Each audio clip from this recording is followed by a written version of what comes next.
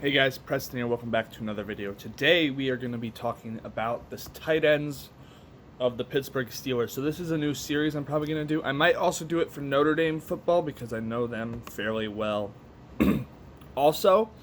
But either way, I'm going to do positional breakdown videos, and I decided to start with tight ends because, well, I don't have a lot of time at the moment, and this is a pretty quick position. I'm really only going to be highlighting 3 guys here. I'll mention some of the other ones, but just kind of my general opinions on the tight end position for the Pittsburgh Steelers for this upcoming 2020 season, and a little bit of beyond too. So we'll start off with the fact that this is probably, honestly, Steelers fans, and even if you're not a Steelers fan, you don't know, this is the best tight end room the Pittsburgh Steelers have had potentially ever. I know that sounds, it's like a lot to say, but it's true. Mainly just because of the fact it's two solid tight ends, 2 tight ends that were starters on different teams just a year ago together now on the same team. It wasn't, Pittsburgh lost their starter and had to get a new one. They still had the starter, and they added another starting capable tight end as well, he's better. So Eric Ebron and Vance McDonald, honestly, don't get triggered. It might be the best tight end duo in the league. Keyword is duo, because obviously there's tight ends that are better. Travis Kelce, maybe Gronk. I don't know anymore. There's some guy. There's definitely, what I mean. There's George Kittle. I don't know why I forgot him. But they don't have a partner. They don't have a partner that could also just start, with them. Yeah. So right off the gate, this is just the best I've felt about Steelers tight ends since Heath Miller left. And like I said, even when we had Miller, it was Miller and then just a blocking tight end, Spaeth, who basically all he did was block. He had no receiving prowess at all. These 2 have receiving prowess. I think this is something we should talk about. So, Eric Ebron first. We added him this offseason on a 2-year, $12 million contract. His 2020 cap hit is pretty mild at only $3.5 million, and there's a way to cut him out if he fails, which is beautiful. They structured this contract pretty well, if you ask me. They did push most of the cap hit back to the next season in 2021. Granted, that's when we assumed the cap hit would still raise by like $40 million, which is what everyone was talking about. Corona might really screw a lot of teams with this, but we can't focus on that right now. We need to, hopefully we got to work with what we got. And as in the 2020 season, this cap hit's 3.5, but in 2021, apparently it would jump up to 8.5. Which is a pretty high number, but not bad for a very good tight end. That's why it's kind of structured with the dead cap would not be bad if they cut him after the 2020 season. So this upcoming season, 2020, the Eric Ebron is kind of like the tryout, the quote unquote, hey, let's see if you can stay on the field after coming off some serious ankle surgery and, work with the team well and make catches and produce numbers. If you do that, we'll see. Maybe it's worth actually keeping you around as a good paid tight end. But right now, this is just a cheap deal. Most really good tight ends you don't get on a $3.5 million cap hit, And so we'll see if it's worth it. I think it was structured well where this is his tryout year, And it one of Ben's last years with the team. Get him a solid weapon. Let him have a tryout year. See how it goes. I like Eric Ebron. Some people say... Sorry, I got weird allergy stuff going on. My nose looks red again, too. So some people say he had some off-the-field stuff. I'm not real sure. It seems like his teammates have liked him, and he just had some problems with the Colts. I don't know if it was the front office, the coach, something. He didn't necessarily get along with them. And I'm sure he didn't like his situation either. He had to deal with kind of what Vance McDonald dealt with last year. Missed some time and had shaky, unreliable quarterback play. And that really affected his numbers. So if we look at his numbers... Obviously, the year that every Steelers fan and every person will talk about is 2018, which is the last time he, was fully healthy, had a solid quarterback. Yeah, that was right there. He played with a very good quarterback in Andrew Luck, who Big Ben's also very good, if you ask me. I think most people would agree. It's been at least better than Jacoby Brissett and Brandon Hoyer, who is his quarterbacks in 2016.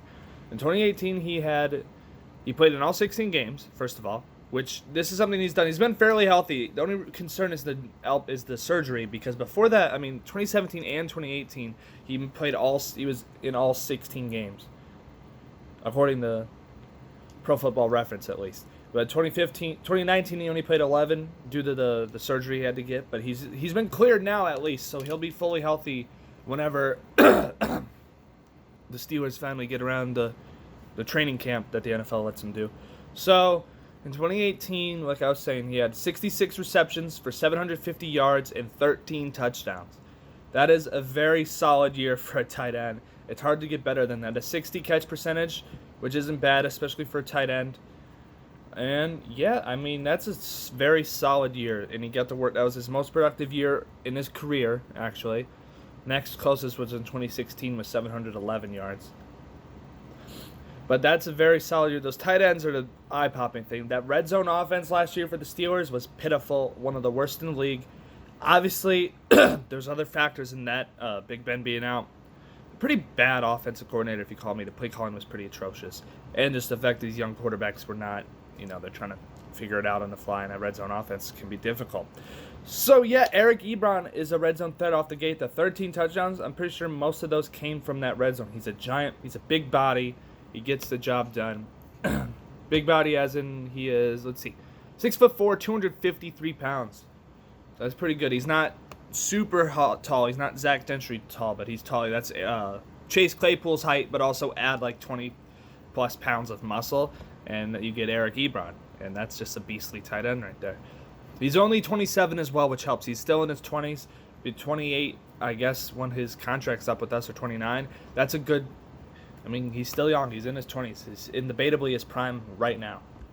But yeah, his worst year was last year, but like I said, he missed 5 games and had to deal with the quarterback play similar to Vance McDonald. Last year, he fell down to 31 receptions for 375 yards and 3 touchdowns, which is obviously a big drop. But also taking the fact his receptions got cut in half, actually slightly more than in half. He went from 110 targets to 52 targets. He got targeted way less this year, and so that's always part of it. He still averaged 12.1 yards a reception, and so I think you get him back with a good quarterback. If Ebron meshes well with Big Ben, and his ankles don't prove to be a problem, they've been operated on, but he's cleared, so he can stay cleared and be healthy, he will have a very good year, similar to 2018, I think. Big Ben loves tight ends. He just hasn't had real reliable ones for a long time. Now he has 2. And, that's great. Big Ben's going to be like a candy store with all the weapons he has now. Because he also has a big body receiver in Claypool, which we'll talk about in the receivers video. But yeah, Eric Ebron should be very good for the Pittsburgh Steelers. I am beyond excited to have him on the team. I didn't have a tight end jersey on me, by the way, so I'm just rocking Devin Bush. Actually, I have a Heath Miller jersey, but I have to find it upstairs somewhere. Don't have any current Steelers tight ends jerseys. Maybe I'll have to get an Ebron one, depending on how he does. Because he's set up where he's young enough, he can maybe get a second deal with us if he really proves to be very good and stays at that level and just meshes with the team. We don't want drama in Pittsburgh anymore. Don't want the diva attitude. But it seems like he could get along with people. And from what I believe, he actually already had some sort of relationship with Big Ben. Something about a church retreat or something. They've met before. They seem friendly. It might be part of the reason he's here is because Ben campaigned for him. But yeah, health, coming off the knee surgery, and just meshing with Big Ben will be the factor. I really believe he could put up those 2018 numbers, Maybe slightly less, it all depends. I think this year, Big Ben not having Antonio Brown means the ball should be spread out more, which means maybe you won't have like a guy getting 1,500 receiving yards, but you'll have like every guy getting like 800, 700 to 900 receiving yards because the ball's been spread out, and it's just whoever's open's getting that ball, And that's always great, as long as you win games, And I think Eric Ebron helps this team win games. Next tight end is one we're already familiar with, and we'll talk about him and his contract and his stats and kind of what we can expect from him, is Vance McDonald. Vance is better at blocking than Eric Ebron already. I think Eric Ebron will be tight end number 1, but I think anytime we need a tight end to be out there and block, Vance McDonald is the guy to do it. He's not only a blocking tight end, though. He's proven he can get receiving numbers, especially when he's working with Big Ben, now that they're comfortable with each other. But he is definitely way better at blocking than Eric Ebron is, and so he should be the blocking option in most times, especially if they run 2 tight end sets. That's an exciting thing, too, is the fact we can do 2 tight end sets and either guy is more than capable of catching whatever we throw to him. That's an amazing thing. I think there's a lot you can do in this offense where you can kind of disguise them as blockers, or you can run them both out. You can do a lot of stuff. You can have them both block. There's a lot of fun stuff you can do to keep defenses guessing and give them opportunities to be wide open, and I really look forward to that. And so, Vance McDonald, real quick, his height and weight stuff. 6'4" as well, 267 pounds, so they're very similar in build. But McDonald is 3 years older at 30 already, so McDonald's starting, he's hitting that tough age of 30 where you start to possibly go downhill. But last year I don't think is an indication of what really he has left in his tank. In 2018, so it's real interesting to look at the fact that both of these tight ends, we really want to focus on their 2018 numbers. They're both coming off their worst years in a fairly long time. And the health thing is another thing. They thought, I've seen a lot of people talking about, Vance McDonald's health. But the truth is, the last 2 seasons, he's combined to miss only 3 games, which isn't bad for a 30-year-old tight end. You would think that he's missed a lot more the way he gets kind of talked about. But he appeared in 15 in 2018, and he appeared in 14 in 2019. That's the majority of the season. And so, really, I know people are worried about our tight end room's health, right? But luckily, there's also the fact that when you have 2, if one goes down, you still have the one. You still have a very good starting capable tight end for however many games they miss. Obviously, you hope they only miss like 2 games or 3 games like Vance has done the last 2 years. That's very manageable if Vance McDonald misses 2 or 3 games. It gets a little more unmanageable if he misses a year or Ebron re-injures his ankle and stuff, but we don't want to think about that. We don't want to worry about that, but I think we're okay if either of them miss a few games, and that's what Vance McDonald's done the last few years. He hasn't been consistently tearing ACLs or something. He's just missed a couple games, just wear and tear kind of stuff. But either way, let's focus on 2018 first. In the 15 games he played, apparently he started in 4. He was targeted 72 times, 50 receptions for 610 yards, and 4 touchdowns. So he didn't get the Eric Ebron touchdown numbers, but 610 yards for a tight end is that's a very solid amount, especially in an offense that still had Antonio Brown on it. AB, we all know this, AB is getting most of the receptions when him and Big Ben were playing together. Almost all the balls were going to AB. Add that to the fact that Juju was breaking out. Those two sucked up a lot of the possible receptions and yards out there. But McDonald did very well with what he had. 50 receptions turned into 610 yards is very solid. Tight end production, a 69.4% catch rate, very close to 70. They always talk about Vance McDonald dropping balls, but we got to give him a lot of credit. He has really turned it around since coming to the Steelers. His last year in San Francisco, he had a 53% catch rate. Now his last 2 years, his catch rate has been 69%, close to 70. He's really improved on that and cut down on some of these drops. Another thing is here with Vance in 2019 is where you get a fall off again, where he missed 2 games, so 14 games. His targets were down, but not as down as I thought, with 55, and he caught 38 of them for 273 yards and 3 touchdowns. So his touchdowns is actually only 1 less. But the fact is, if you watch these Steelers games, most of these passes that I saw go to these tight ends were horrible ones. They're just either bad throws, contested coverage. They're all about to get sacked, so they just try to chuck it to McDonald or Vanette or whoever was there. And they did not have a lot of opportunities to do anything with them. Most of these passes were really short dump passes, which is what our offense was really doing with Duck and Mason Rudolph, was these really short, half the time they were behind the line of scrimmage kind of passes.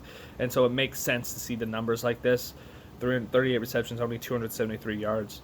And that's mainly because of the type of passes he was getting. They didn't get schemed well. You would think they would try to use the tight ends more, but our incompetent offensive coordinator did not do much. We added Matt Canada in the offseason to be our quarterbacks coach, but hopefully he also has some influence in the offensive game. We've seen that before with different teams, Pittsburgh too, where they bring in guys to coach a certain position, but they also end up, basically being like a pass game coordinator, a run game coordinator, stuff like that.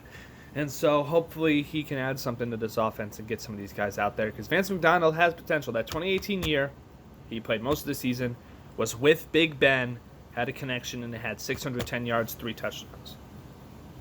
If you put their 2018 years together, that's like well over 1,000 yards, and what was it? Ebron had like 10 or 13 touchdowns, close to like 17 touchdowns combined.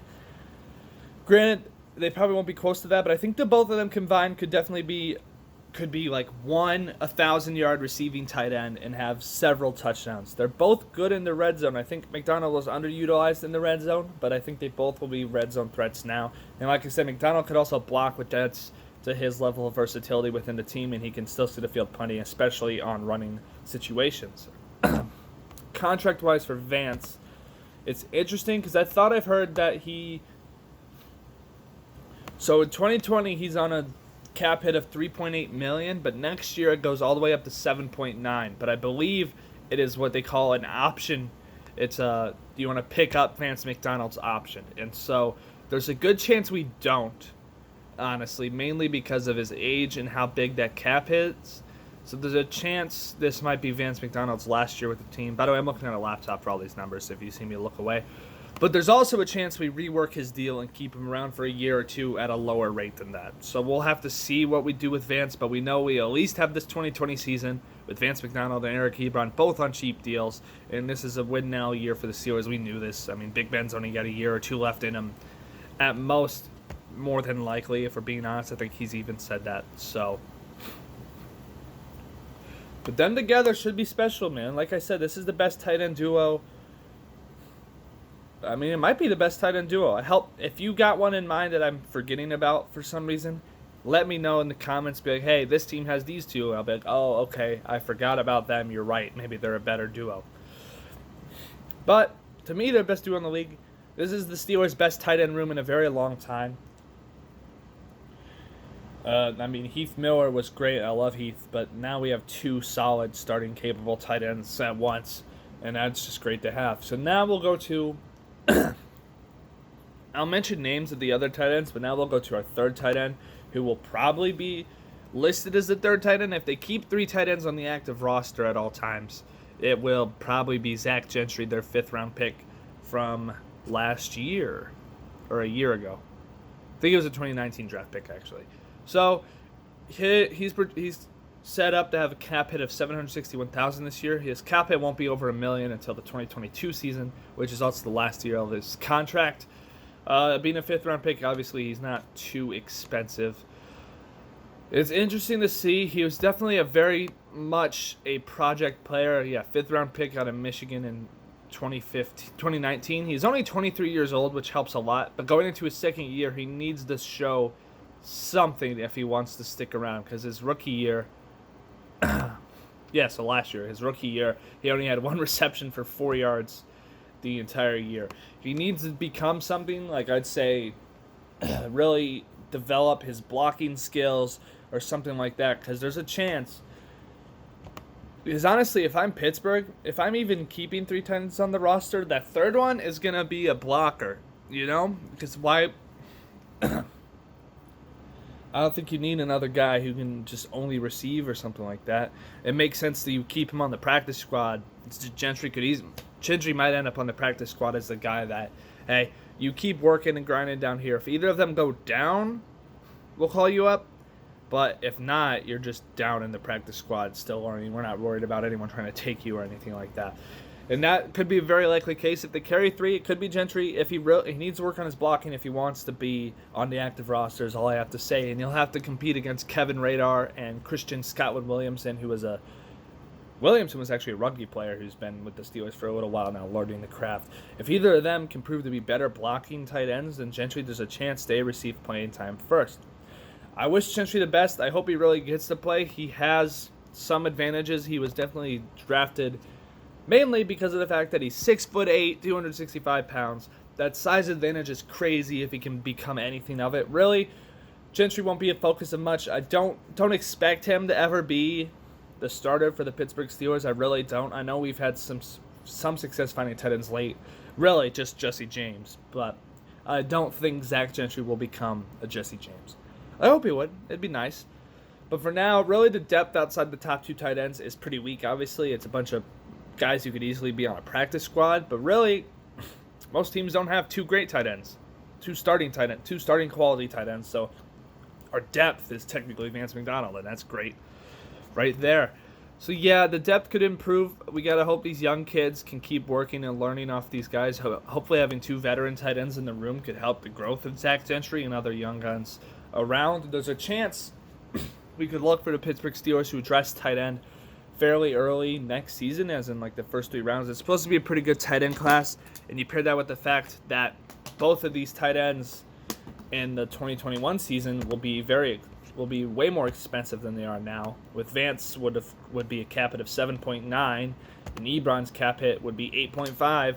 There's a good chance you won't be able to keep both of those guys, and so you would need another tight end at least just to be a decent backup. So, in my opinion, it'd probably be Vance that's gone if they both do well. So yeah, look for him to maybe address tight end again in the 2021 draft. I'd say hopefully by the 3rd round at the least. I wouldn't want to wait to the 5th round again to get a new number 2 tight end if that's the case. But to them together this year, we have them at least together for a year, and I think they can do very good things for this Pittsburgh Steelers team. Let me know what you think. I think, like I said, this is the best tight end room the Pittsburgh Steelers have maybe ever had, or definitely in a long time, mainly because it's not like we've had a long line of elite tight ends in Pittsburgh. Heath Miller was very solid and one of my favorites, but he didn't have a partner in crime. These two will work well together. Ebron being more of a receiving threat, and Vance McDonald being kind of a grinder. He'll stiff arm the crap out of you, as we saw. He can block too, which is helpful, and he can still make catches. So thank you guys for watching. Hope you enjoyed. I'm very excited to see Big Ben get to work with Eric Ebron and Vance again. I think they'll do very solid. Let me know what you think about the Pittsburgh Steelers tight end room below, and if there's a certain position you want to see next, if I should just pick whatever one I want. Either way, guys, thank you so much for watching. This is KMA Preston signing out. I'll see you guys later. Let's go Steelers.